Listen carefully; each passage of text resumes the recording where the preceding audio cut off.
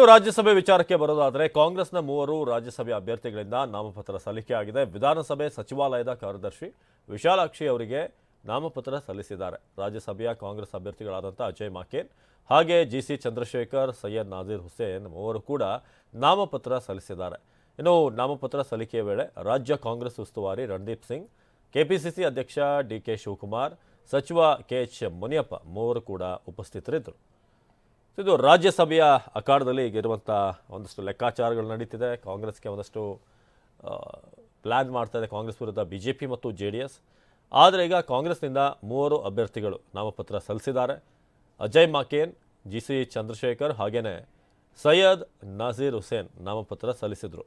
So ಅವರಿಗೆ ಕಾಂಗ್ರೆಸ್ನ ಉಸ್ತುವಾರಿ ರಣದೀಪ್ ಸಿಂಗ್ ಹಾಗೆ ಕೆಪಿಸಿಸಿ ಅಧ್ಯಕ್ಷ ಡಿಕೆ ಶಿವಕುಮಾರ್, ಇನ್ನು ಸಚಿವ ಕೆಎಚ್ ಮುನಿಯಪ್ಪ ಕೂಡ ಅವರಿಗೆ ಸಾಥ್ ನೀಡಿದರು. ಸೊ ವಿಧಾನಸಭೆ ಸಚಿವಾಲಯದ ಕಾರ್ಯದರ್ಶಿಗೆ ನಾಮಪತ್ರವನ್ನು ಸಲ್ಲಿಸಲಾಗಿತ್ತು.